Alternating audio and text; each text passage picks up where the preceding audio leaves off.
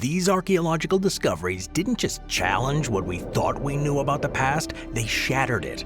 Join me, I'm going to count down 15 of the most shocking archaeological finds in history.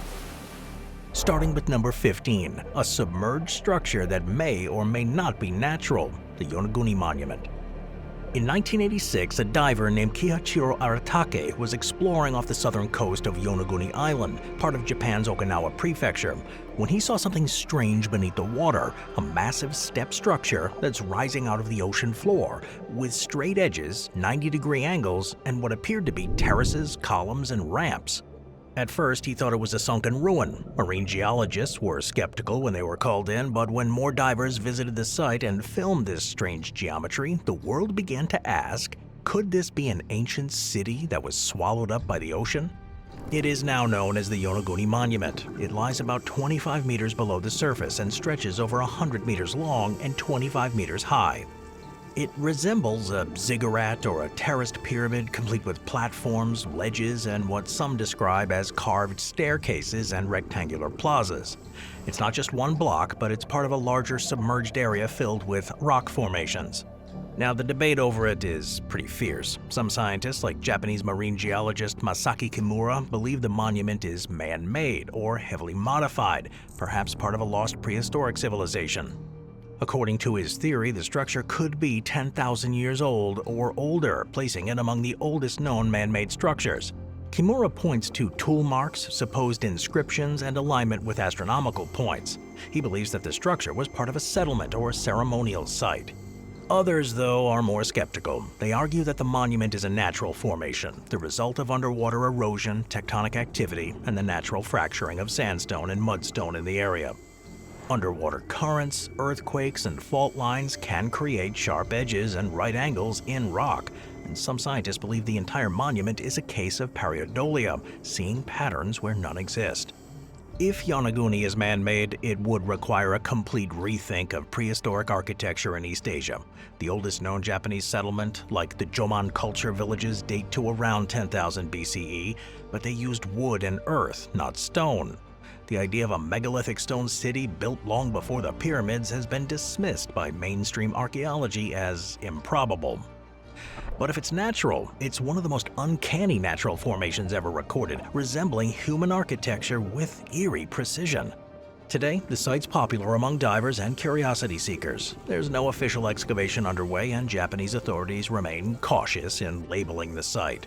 Those who have descended to the depths down there describe the experience as unforgettable. Sharp lines where no lines should be, terraces that look too neat to be accidental, and a staircase that climbs into the blue. Natural or not, the Yonaguni Monument is real, it is massive, and it's an incredible sight to see. Number 14. The Unfinished Obelisk of Aswan. On the cliffs of Aswan in Egypt is an enormous obelisk nearly 100 feet long, still half attached to the bedrock where it was carved over 3,500 years ago. It's known as the Unfinished Obelisk. This massive monolith is the largest known ancient obelisk ever attempted. If completed, it would have stood over 120 feet tall and weighed an estimated 1,200 tons, far surpassing any obelisk that was actually erected in ancient Egypt. But a single fatal flaw stopped its creation, a crack in the stone near its base. The unfinished obelisk remains exactly where its ancient craftsmen left it, mid-carve, partially detached from the quarry floor, its surfaces still bearing the tool marks of laborers long gone. Unlike other obelisks, which are found in temple complexes or transported cities away from their quarry sites, this obelisk is still embedded in the mother rock. Chisel marks and grooves reveal that workers, likely teams of dozens or even hundreds, used dolomite pounding stones to slowly chip away at the granite. They dug trenches around the perimeter of this obelisk to isolate it, then they would have worked underneath it to fully separate it from the quarry floor. This wasn't an ordinary project either. The obelisk was likely commissioned by Queen Hatshepsut. This obelisk was likely commissioned by Queen Hatshepsut, one of Egypt's most powerful female pharaohs, who ruled during the 18th dynasty, around 1500 BC. She was known for her ambitious building programs, and this one, had it been completed, would have been her crowning achievement, literally the tallest stone monolith ever raised by human hands. But it cracked, and no one knows exactly why. Whatever the cause, the project was abandoned, and rather than start over, the workers left the site, with all its scars, trenches, and half-finished polish intact. And that's what makes it so important. It's a window into ancient logistics. How did the Egyptians plan to transport a 1,200-ton object? No cranes, no steel, just ropes, levers, and sleds, and maybe possibly lubricated tracks of water or oil. If completed, the obelisk would have had to be floated down the Nile on a specially built barge and then dragged across land. Today, the quarry site sits in Aswan in an open-air museum. Visitors can walk around the obelisk, run their hands along its unfinished flanks, and peer into the trenches where laborers once sweat under the desert sun. The obelisk lies tilted, silent and cracked. It was never raised, never inscribed, never glorified. But in its failure, it tells a story even more powerful than success. It's not just what the ancients made, it's what they tried to make and how close they came. Number 13. The Roman Dodecahedrons. Scattered across the territories of the Roman Empire, from England to Hungary to Syria, archaeologists have unearthed over 100 strange bronze objects that continue to baffle scholars. Each one is roughly the size of a baseball, each one is perfectly symmetrical, and each one shares the same design, a hollow 12-sided polyhedron, a dodecahedron, with holes of varying diameter on each face and a small knob protruding from each corner. They are called the Roman dodecahedrons, and to this day, no one knows what they were used for. Now, the mystery is made even stranger by what's missing. These artifacts, dated between the 2nd and 4th centuries CE, appear nowhere in Roman art, literature, inscriptions, or even technical manuals. The Romans, who documented everything from war campaigns to kitchen tools, left no mention of the dodecahedrons. They're absent from coinage, they show up in no mosaics, and they're never referenced by any Roman engineer, general, or philosopher. Yet the objects themselves are real and uncannily precise. Each dodecahedron has 12 pentagonal faces, a central hollow core, and 20 knobs, one at each vertex.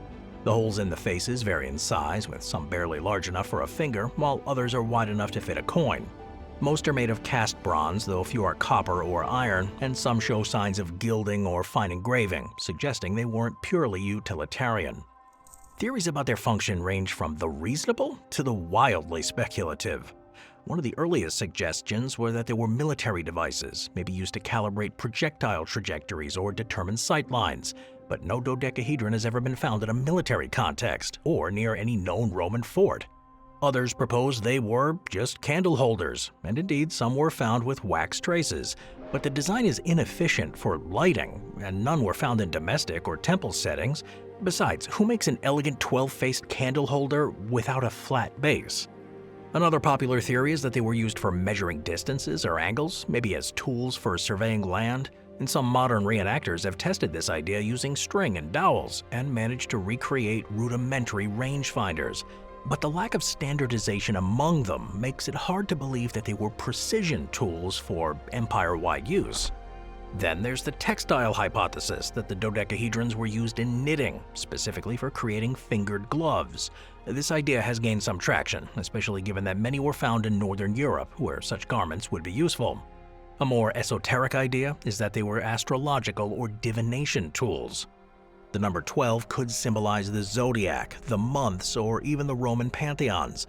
Some have suggested that the holes were used to sight stars or calculate solstices, but if so, why are they all different in size and not clearly marked for measurement? Today, Roman dodecahedrons are housed in museums across Europe, from the British Museum to the Museum of Art History in Geneva. Tourists often walk past them without a second glance, unaware that they're looking at one of the greatest unsolved artifacts of classical antiquity.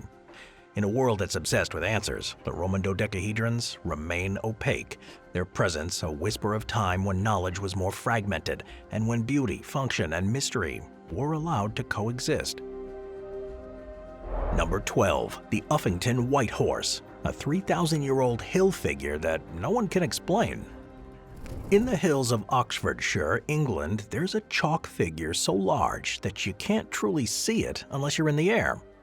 It's cut into the hillside and stretches over 360 feet in length. The Uffington White Horse is a prehistoric geoglyph, an immense stylized horse etched into the landscape by removing turf to reveal the bright white chalk beneath. It's remained in place for over 3,000 years, surviving weather, farming, war, and time. And yet after all that, no one knows who made it or even why. Unlike the many hill figures carved in later centuries to commemorate royalty or events, the Uffington horse stands apart. Scientific dating using optical luminance testing confirms the figure was created between 1380 and 550 BCE, making it older than the Roman Empire, and even older than the Iron Age hill forts that are nearby. The horse is long and lean, with a sweeping tail, angular limbs, and elongated head that's more impressionistic than realistic. And despite the cultural significance, no written record mentions the horse until the 11th century, when it was briefly referenced in documents related to land holdings. That means for more than 2,000 years, the figure remained a visible, maintained monument with no surviving explanation. And that raises one great question of British archaeology. Why has the horse been kept clean for 3 millennia? Because if no one cleared away the turf, the figure would have disappeared into the hillside within decades. So this brings us to the first mystery. Someone, or many someones, has been recutting the horse for over 3,000 years. Archaeologists call this process scouring, cutting back overgrown grass, rechalking the lines, and preserving the image. The practice continues today, but no one knows how it started or why it was passed down through history. Was it the job of a village, a family lineage, maybe a ritual duty? Oral histories from the 1700s mention festivals where locals gathered to clean and celebrate the horse, but even those were based on earlier traditions long forgotten. Then there's the question of its design. Unlike later hill figures like the Long Man of Wilmington, the Uffington horse is strikingly abstract. It almost looks like a logo, streamlined, minimal, dynamic. Some have called it prehistoric graphic design. The shape is so stylized that early antiquarians questioned whether it was a horse at all. Was it a dragon, a cat, a celestial symbol? It wasn't until aerial photography in the 20th century that the figure's full proportions could be appreciated and its equine nature confirmed. And yet, the horse has survived everything: invading Romans, Viking raids, medieval wars. Each generation has, consciously or not, helped preserve it, even when they didn't understand it. And today, the Uffington White Horse is managed by the National Trust and is legally protected as a scheduled ancient monument. We don't know who made it, we don't know what it meant, and yet it endures. Number 11. The Shigir Idol, the world's oldest wooden statue. In 1894, gold miners working in the remote Ural Mountains of Siberia unearthed something entirely unexpected. Not ore or stone tools, but a massive, intricately carved wooden sculpture buried 13 feet deep in a peat bog. Preserved in the oxygen-starved muck for thousands of years, the sculpture stood over 17 feet tall, making it the tallest known wooden artifact from the ancient world. It was later named the Shigir Idol, and for over a century it puzzled archaeologists with its geometry, humanoid faces, and ancient construction. Then the real shock came in 2018. Radiocarbon dating confirmed it was created around 11,600 years ago, twice as old as the pyramids, and even older than Göbekli Tepe. This makes the Shigir Idol the oldest known monumental wood sculpture in the world.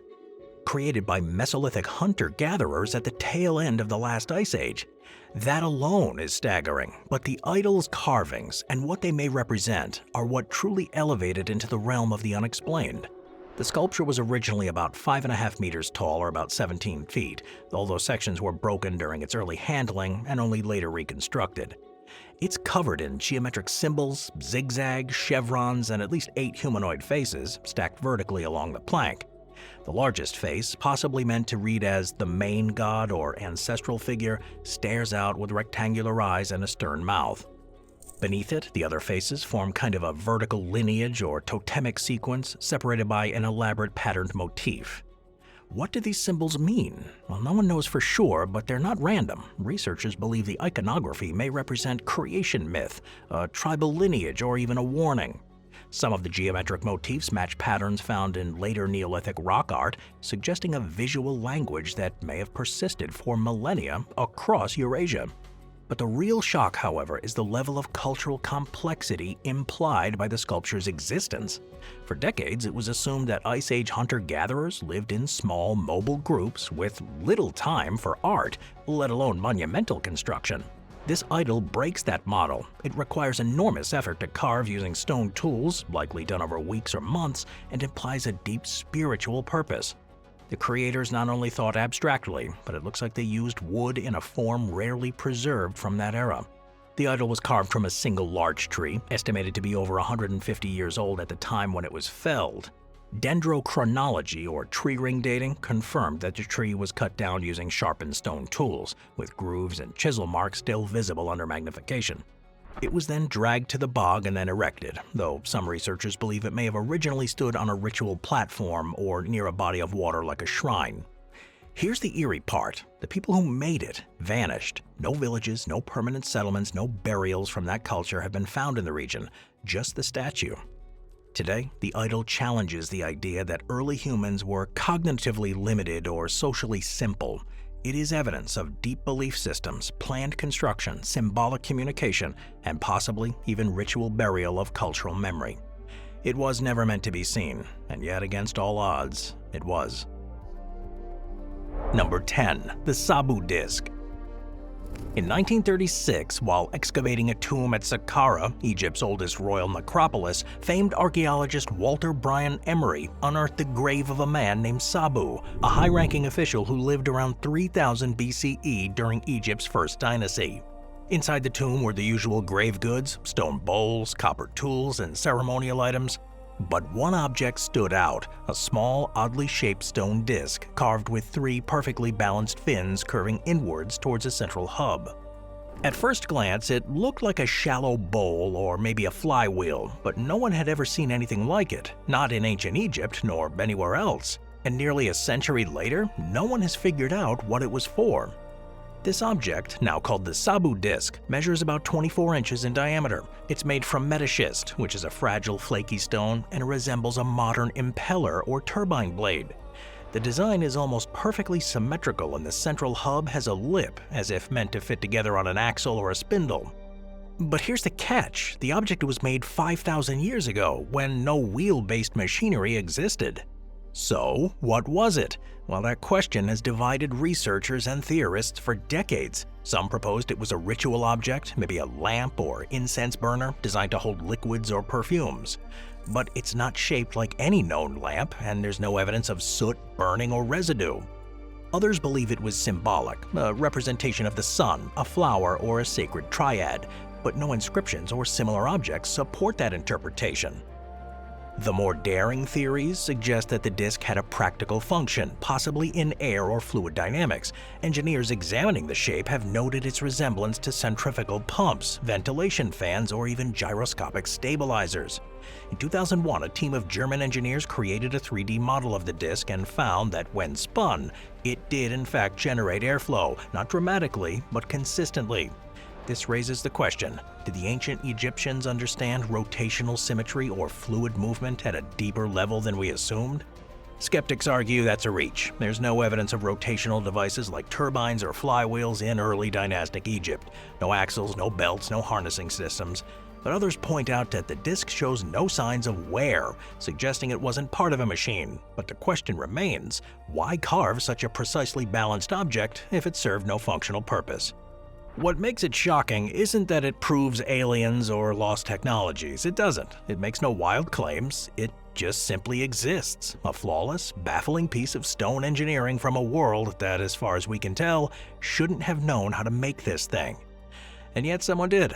And for now, the disc remains silent, just as it has for 5,000 years.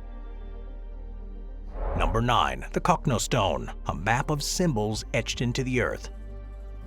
In a field just outside Glasgow in Scotland lies a flat slab of sandstone unlike any other on Earth. Measuring over 42 feet long and 26 feet wide, the Cochno Stone is covered in a dense web of symbols, swirls, circles, spirals, hollows, and geometric patterns carved into the rock. There are more than 90 cup and ring marks, some connected by lines that stretch across the surface, and the carvings are believed to be around 5,000 years old, dating to the late Neolithic or early Bronze Age. Now, the stone was first officially documented in 1887 by Reverend James Harvey, who brought attention to the massive carving located on a privately owned hillside in West Dunbartonshire. Early archaeologists were amazed by its size and complexity. Most carvings of this type, known as cup and ring marks, are small, isolated features found on boulders or outcrops. But this stone is one of the largest and most densely inscribed prehistoric surfaces in all of Europe. Archaeologists have debated their meaning for decades. Theories range from astronomical charts to territorial maps and even water flow diagrams, to more abstract ideas like ritual symbols, shamanic visions, or even early proto-writing. Some researchers suggest the carvings may reflect land ownership, ceremonial routes, or seasonal events like solstices and equinoxes. Others argue they were used to guide the dead in funerary rituals, forming spiritual waypoints across the land. But the stone is especially mysterious because of how it was buried. In the 1960s, local authorities made a controversial decision. They reburied the entire stone under several feet of soil. The reason? To protect it from vandalism and erosion. With limited resources to preserve such a massive open-air artifact, archaeologists chose preservation by concealment. Then, the stone vanished from public view for over 50 years. In 2015, a team led by Dr. Kenny Brophy from the University of Glasgow re-excavated a portion of the stone using modern 3D scanning technology. What they uncovered stunned both experts and the public. The markings were even more intricate and numerous than expected. High-resolution imaging revealed layers of carvings made at different times, some Neolithic, others likely Iron Age, and even a few modern inscriptions. The stone wasn't a single message, but a palimpsest, a canvas used again and again by different people over millennia. There are no bones, no tools, no writing, just spirals, cups, and grooves cut deep into the stone. It's silent but persistent. It's a message that has still yet to be read. Number 8. The Chavin Stone Tunnels. Deep in the Andes Mountains of northern Peru lies Chavin de Huantar, one of the oldest and most mysterious ceremonial centers in the Americas. Built around 1200 BCE, this pre-Incan site predates Machu Picchu by more than a millennium and is considered the heart of the Chavin culture. For decades, archaeologists explored the grand temples and ceremonial plazas of Chavin, studying its jaguar statues, its eerie stone heads, and its famous lanzon, a towering granite monolith that may have served as an oracle. But it wasn't until the early 2000s that researchers began to map the labyrinth beneath the temple, a series of narrow, pitch-black passageways carved from stone. These tunnels aren't random, they're aligned, engineered, and most shocking of all, designed to manipulate sound. The Chavin tunnels stretch in multiple directions beneath the temple, forming a network that connects different ceremonial areas. Some passages lead to chambers with strange acoustic properties, and others contain carved reliefs, offering caches or hidden water channels. But what's these spaces to do with sound that makes them so mysterious? Well, researchers have discovered that the tunnels were intentionally built to resonate. Certain chambers amplify chanting. Others cause echoes that bounce unnaturally, making voices seem to come from different directions. And some areas create low-frequency vibrations that can be felt in your chest. The effect is disorienting and amazing, perfectly suited for rituals designed to provoke altered states of consciousness.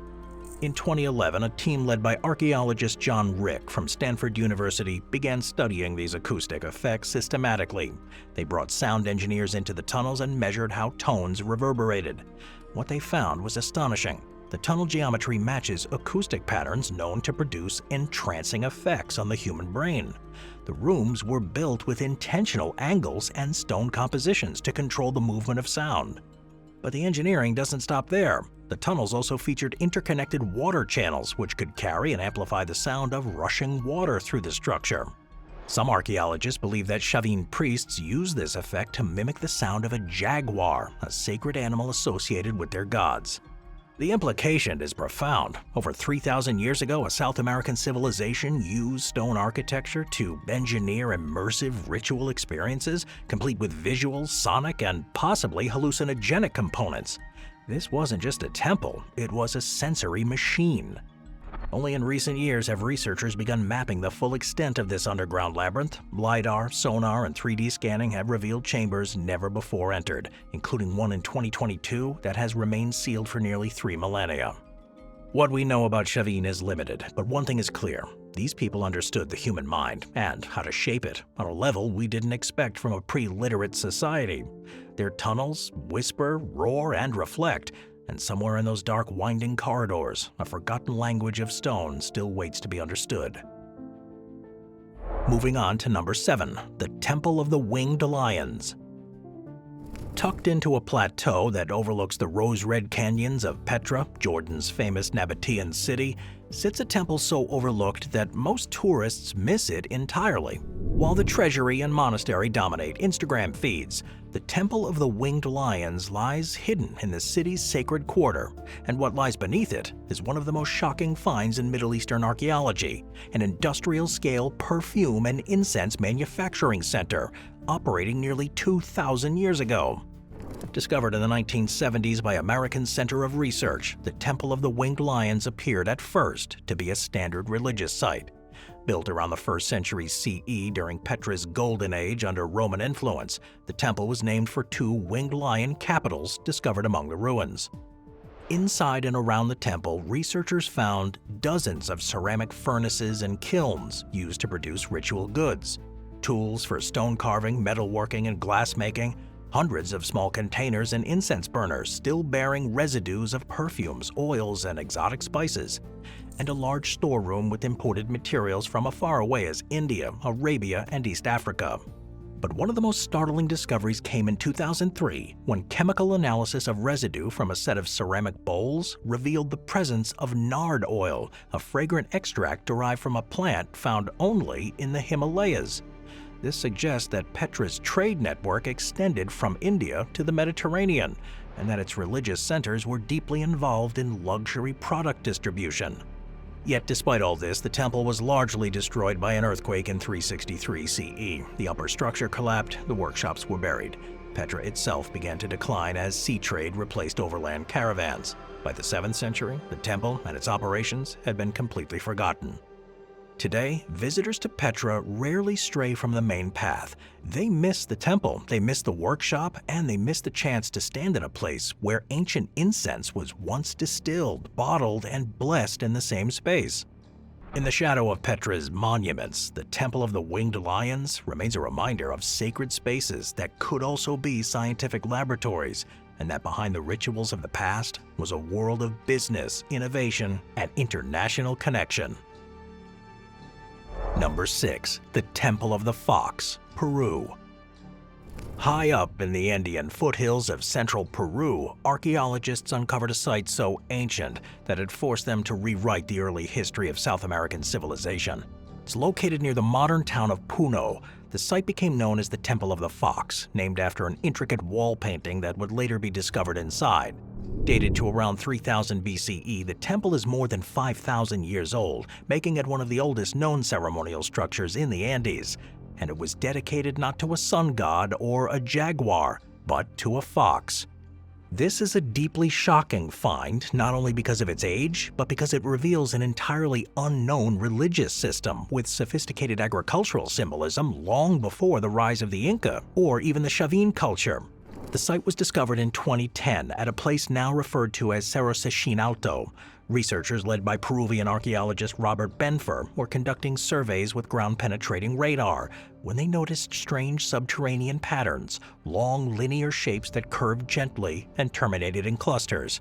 When they excavated, they found the remains of a massive U-shaped ceremonial complex, over 65 feet in diameter, built from mud brick and stone. The real surprise came when they uncovered the temple's main chamber. Inside, on a central wall facing the sunrise, was a fresco of a fox, stylized but unmistakable, with elongated features and a coiled tail.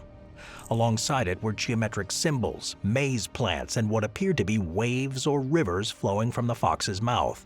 This was no random decoration. It was the centerpiece of a pre-Incan cosmology, one in which the fox was not a trickster, but a creator, a bringer of water, and a symbol of fertility and abundance. The implication? The temple was used for agricultural rituals, invoking the fox as a mediator between humans and the natural world. But why a fox? Well, in Indian folklore, the fox is sometimes a trickster, but in much earlier cultures it appears as a symbol of irrigation and crop fertility. Foxes were observed digging tunnels and leading farmers to underground water. The animal's association with both the earth and the water may have led to its deification as a spirit that could call the rains or direct the canals to the fields. Even stranger, the site appears to have been intentionally buried at some point. Layers of dirt and gravel were poured over the temple in a controlled manner, preserving the frescoes and foundations. and this has led researchers to believe the site was ritually decommissioned, perhaps as the result of climate change, conflict, or the emergence of a new religion. The Temple of the Fox is a monument to a lost worldview, one that saw animals not as symbols or conquest of fear, but as cosmic intermediaries. And it was a reminder that advanced religious thought, symbolic architecture, and agricultural science didn't begin with the empires we know. It started far earlier and in places we never expected. Number 5. The Mapstones of Bedolina. High in a valley in northern Italy, near to the town of Capodiponte, lies one of the most visually complex enigmas in Europe. Carved into a gently sloping rock face on a hillside, the mapstones appear at first to be random scratches and lines. But upon closer inspection, it reveals something remarkable. The engravings form a coherent grid of fields, roads, enclosures, and structures. An aerial view of a Bronze Age landscape carved thousands of years before humans had the means to see it from above. This discovery challenges everything we thought we knew about early cartography. This main map of sorts covers a stone surface nearly 26 feet long, etched with a network of rectangles, circles, lines, and dotted paths, often arranged in repeating sequences. While initially dismissed as an abstract art piece or ritual graffiti, archaeological analysis confirmed that the patterns match real topography of the surrounding valley, including hills, water channels, terraced fields, and trail routes. Dating back between 1500 and 1000 BCE, the Bedolina map is part of a larger concentration of over 140,000 petroglyphs found in this region. But these carvings are unique because they appear to represent a systemic survey of the land, possibly a record of ownership or even ceremonial territory. Now, what's shocking is not just the precision of it, it's the perspective. The carvings show a kind of bird's-eye view centuries before anyone could achieve that vantage point. There were no balloons, no towers, no flight, and yet this map reflects a spatial awareness that implies the carvers understood how to abstract 3D land into 2D space. That's a cognitive leap that archaeologists believe was beyond the Bronze Age mind. Some researchers argue that the map was created collaboratively, with generations of villagers each adding to the design based on their area of knowledge. Others believed it was the work of elite planners and ritual leaders. The consistency of the line widths and motifs suggests standardized tools and conventions, perhaps passed down orally as part of a land-keeping tradition. Today, the Bedolina map remains exposed to the sky, protected by fencing and interpretive signs. But despite its age, it continues to do what all good maps do: tell us where we are, not just geographically, but in the timeline of human thought.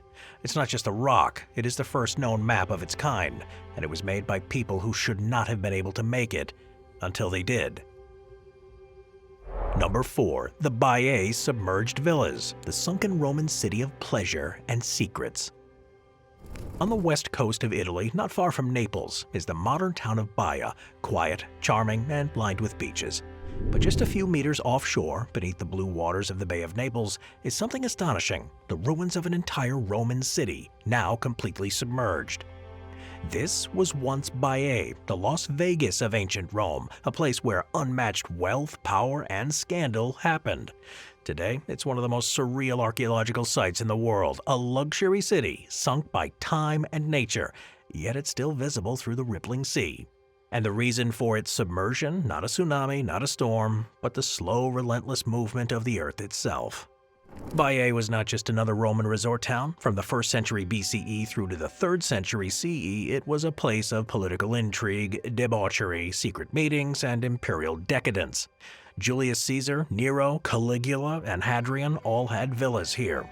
Cicero complained about its moral looseness, Seneca mocked its excess, but they all came anyway, because Baiae was the kind of place that let Rome's elite do things they couldn't do in Rome. For centuries, Baiae thrived, but the same volcanic features that had made it so attractive also sealed its fate. The region around this area has a large volcanic caldera that sits above a network of magma chambers. This area is geologically active and prone to a phenomenon called bradycism, the slow rising and falling of the Earth's surface due to shifting magma. Starting in the 4th century CE, a gradual subsidence began. Entire sections of the city began to sink, not all at once, but over centuries, as the ground beneath them deflated like a geological balloon.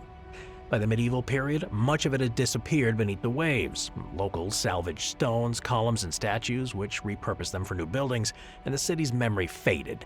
Its name became a whisper, only vaguely remembered in church records and medieval maps. Baiae wasn't static. Like Rome itself, it evolved over the centuries. As emperors rose and fell, they added to the city new baths, villas, libraries, and performance halls. The ruins here now reflect multiple time periods layered together, with earlier Republican structures beneath new imperial additions. Excavations have revealed trapdoors, service tunnels, and heat control systems in the bathhouses. The Romans weren't just pouring hot water into pools, they were managing a network of heating, ventilation, and maintenance, all concealed beneath the marble floors. Its opulence is kind of shocking, but its political importance is just as surprising. In an age of Roman politics that took place behind closed doors, Baiae offered the perfect environment for secret alliances, conspiracies, and decisions that shaped the empire. Today, it's part of Italy's only official underwater archaeological park. Researchers, of course, are still exploring it using submersible drones, sonar, and 3D mapping. Every few years, a new structure is found beneath the sand. Some lie too deep to access safely, others are in danger of further subsidence. It is not lost, but it is vanishing. And that makes it all the more vital. A city that once represented the height of Roman pleasure, now resting beneath the surface, it's like a mirror to our own excesses and fragilities. Now it stares back through the water, unchanged, submerged, and echoing with secrets. Number 3. The Altar of Monte. On the island of Sardinia, tucked between the Tyrrhenian Sea and the hills of northern Sassari, lies one of Europe's strangest and most inexplicable ancient monuments. Known as Monte. This massive stone platform looks nothing like anything else in the region or the continent. From a distance, it resembles a step pyramid. Up close, it looks like a ziggurat, the kind of temple platform seen in ancient Mesopotamia. But this isn't Iraq, and this is not the Near East. This is Sardinia, Italy, and Monte shouldn't exist. Discovered in the 1950s and only fully excavated in the 1980s, Monte has stunned archaeologists, not just for its scale, over 35 meters long and 5 meters high, but for its design, isolation, and cultural lineage. And most perplexing of all, there's nothing else like it in all of Europe. Carbon dating and analysis of pottery shards placed its earliest construction phase around 4000 to 3500 BCE, during the Ozeri culture, a Neolithic people known mostly for their pottery and cave settlements. The second phase of construction, around 2800 BCE, added an upper terrace to the platform, effectively doubling its height and giving it the appearance it has today, a two-tiered pyramid-like structure. Now, this isn't just rare, it is completely unique in the European Neolithic record. The structure is so architecturally unusual that for years scholars refused to accept that it was a native development. It closely resembles the ziggurats of Mesopotamia, especially the earliest examples from the Ubaid and Uruk periods. It features the trapezoidal base, the step sides, and a single processional ramp leading to a platform, likely used for offerings or rituals. But there's no evidence of Mesopotamian contact with Sardinia in this era. No trade goods, no language, no DNA overlap. Yet here stands a structure that looks like it belongs in ancient Sumer and was built by a people with no known ties to Mesopotamia. Its alignment is also telling. The monument is oriented towards the sunrise on the summer solstice, and several of the large megalithic stones nearby appear to align with lunar cycles. Some researchers believe the complex was used for astronomical observations, agricultural planning, or even seasonal ceremonies. Even more curious are the nearby stone features, a perfectly spherical boulder over 1.5 meters in diameter, and a slabbed rectangular altar aligned with the base of the ramp. These weren't natural formations, they were shaped and moved into place. But their purpose is unknown. Were they used for rites? Did they represent deities? Did worshippers ascend the ramp to leave offerings? Or did priests descend to deliver judgment? And that's what makes Monte so shocking. It's not just a marvel of early engineering, it is a total anomaly, a structure that looks like it belongs to a known cultural family, but exists thousands of kilometers away with no clear link, no precedent, and no legacy. It's like somebody hit copy-paste on Mesopotamian blueprints and just dropped it on a remote island and then vanished. Local legends have filled the vacuum of knowledge with stories. Some say the site was built by giants. Others claim that it was a landing platform for the gods. While such tales are fanciful, they speak to a deeper truth. It does not fit comfortably into the known past. In a world that's saturated with data and explanation, this one stands as a reminder that the past is not fully mapped. There are still corners of prehistory that resist categorization and that don't follow the rules of cultural development we think we understand. It is there. It was built by people we barely know, using tools we've never found to serve a purpose we can only guess at. And after 5,000 years, it still watches the sunrise, just as it was designed to do. Number 2. The Hypogeum of Hal Saflieni, Malta's subterranean temple. In a modern neighborhood in the town of Paola, Malta is one of the most mysterious archaeological discoveries ever unearthed in Europe, the Hypogeum of Hal Saflieni. It's carved entirely from limestone more than 5,500 years ago. It's not only the oldest underground temple in the world, but one that still defies our explanations. Even among ancient temples, this one is in a league of its own. Its creators left no written records, no blueprints, no step-by-step construction history, and yet they carved a vast complex out of solid bedrock several stories deep. Now, the Hypogeum was discovered entirely by accident in 1902, when construction workers digging the foundation for a new housing project broke into a hollow chamber underground. At first, no one realized what they stumbled upon, but the authorities arrived and found rooms upon rooms connected by carved passageways and smooth tunnels, some descending over 10 meters below ground. Even today, the Hypogeum remains largely original and untouched. Its preservation is extraordinary, in part because it was buried and forgotten for thousands of years, and visitors today enter a narrow corridor and descend into a space that feels not like a cave, but an engineered space designed for ritual and control. The Hypogeum consists of 3 main levels, each more complex and intriguing than the last. The upper one, dating back to 4000 BCE, is the most primitive, featuring rough-hewn rooms and burial pits. This level likely served as the original sanctuary or entrance. The middle level, constructed around 3300 BCE, is the most elaborately designed. It contains the Hypogeum's most iconic chamber, the Oracle Room, as well as carved door frames, altars, and even stone windows that seem to serve no practical purpose. The lower level, reaching depths of over 10 meters, 35 feet, is the least accessible and most mysterious. It lacks the ornamentation of the upper levels and appears to have been used primarily for storage or ossuary purposes. It remained flooded for much of the 20th century and was only explored in detail in recent decades. To this day, visitors are only allowed limited access to the Oracle Room. Prolonged exposure to the reverberations in there have been reported to cause dizziness, nausea, and vivid dreams in some people, though whether this is suggestive suggestion or a real phenomenon remains debated. But among the most shocking finds here were the remains of over 7,000 individuals, deposited over the centuries in niches, pits, and ossuaries throughout the temple. Many were incomplete, skulls without bodies, bones without context, suggesting the site was not used for simple burial, but ritual disarticulation, perhaps as a part of a funerary rite.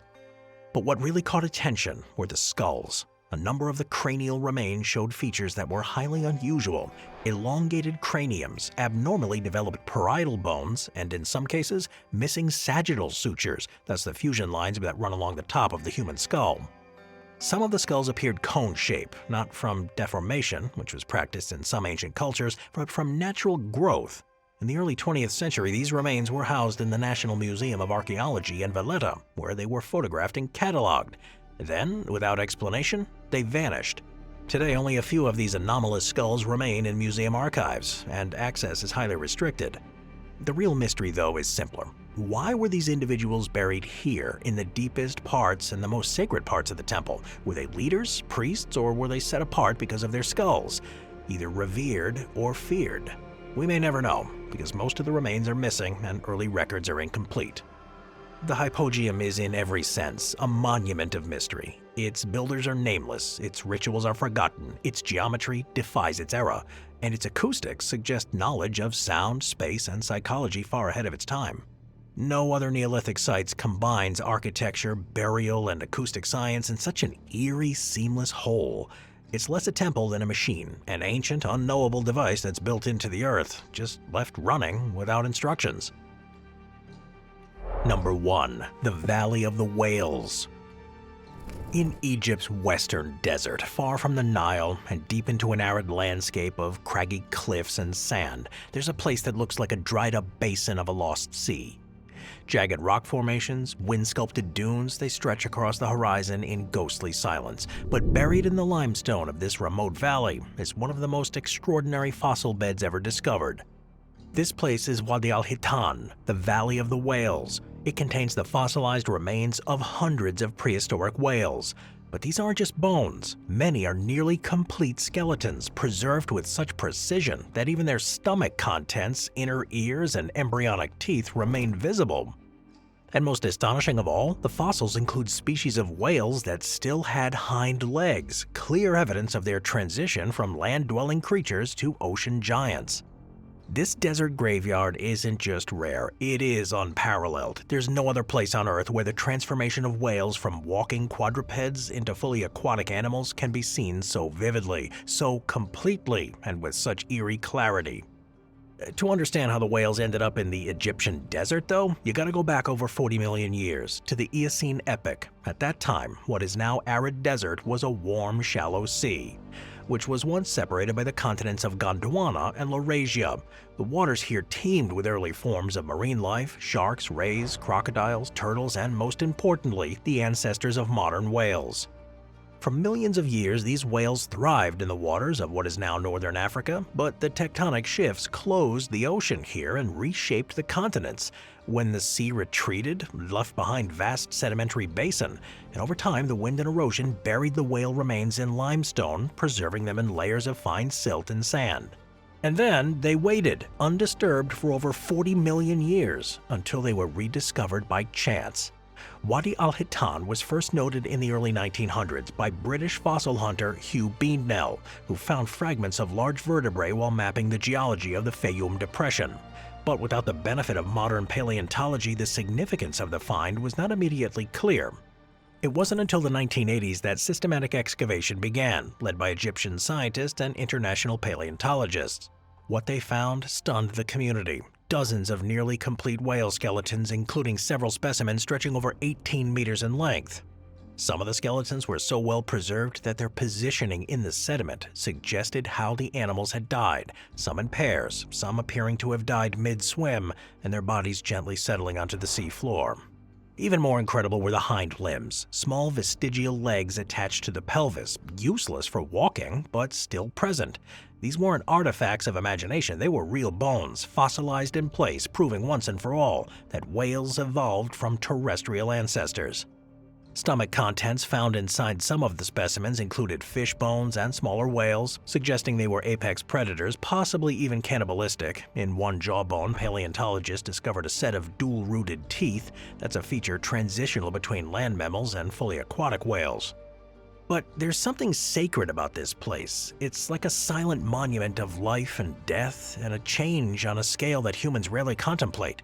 The bones are not encased in glass or kept behind velvet ropes. They're right there, bleaching in the sun and whispering through 40 million years of sand. Wadi al-Hitan does more than just illuminate the past, it humbles the present. It shows that what we see as permanent, land, oceans, even species, is really just temporary. That today's desert was yesterday's sea, and that the world we inhabit is only a snapshot in time. It reminds us that the Earth doesn't care about our categories, that whales once had legs, that deserts once held tides, that change is the only constant. And above all, it proves that some truths, once buried, are too large to stay hidden forever.